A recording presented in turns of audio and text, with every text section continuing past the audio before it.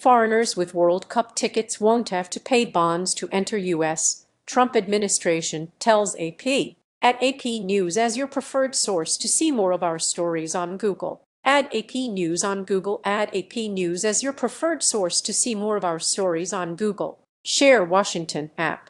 The Trump administration is suspending a requirement that foreign visitors from certain countries pay as much as $15,000 in bonds if they are confirmed World Cup ticket holders, the State Department told the Associated Press on Wednesday. The department imposed the bond requirement last year for countries that it said had high rates of people overstaying their visas and other security issues as part of the Republican administration's broader crackdown on immigration. Travelers to the United States from 50 countries are required to pay the new bond, and 5 of those countries have qualified for the World Cup: Algeria, Cabo Verde, Côte d'Ivoire, Senegal and Tunisia. The United States is excited to organize the biggest and best FIFA World Cup in history, Assistant Secretary of State for Consular Affairs Maura Namdar said. We are waiving visa bonds for qualified fans who bought World Cup tickets and opted into the FIFA Pass system that allows expedited visa appointments as of April 15.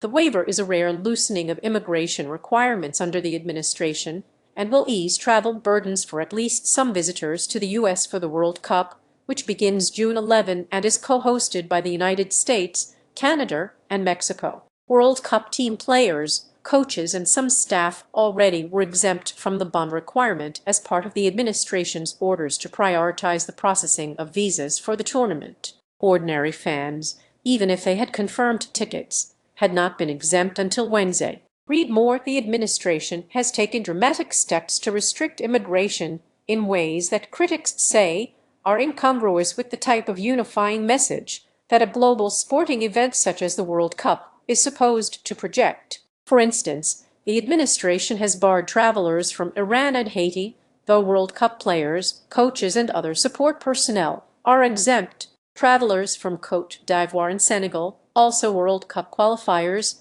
face partial restrictions under an expanded version of that travel ban. Foreign travelers also are facing new requirements to submit their social media histories, while the administration had deployed U.S. Immigration and Customs Enforcement agents at airports recently when Transportation Security Administration personnel were not being paid. Those measures prompted Amnesty International and dozens of U.S. civil and human rights groups to issue a World Cup travel advisory that warns travelers about the climate in the U.S. In a report this month, the main advocacy group for U.S. hotels blamed visa barriers and other geopolitical issues for significantly suppressing international demand, leading to hotel bookings for the soccer tournament that are far below what had initially been anticipated. The American Hotel and Lodging Association said travelers are concerned about potentially lengthy visa wait times and increased fees, along with uncertainty about how they are being processed to enter the U.S.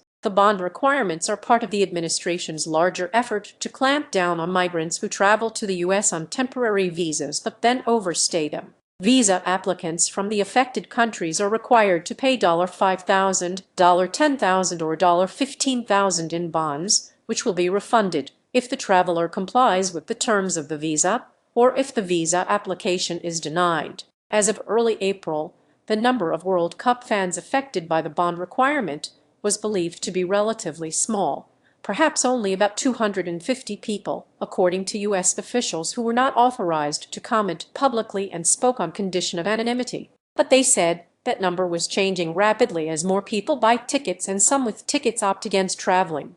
FIFA had requested the waiver, which had to be approved by the State Department and Department of Homeland Security, and was the topic of discussion at multiple meetings at the White House and elsewhere in Washington for several months, the officials said.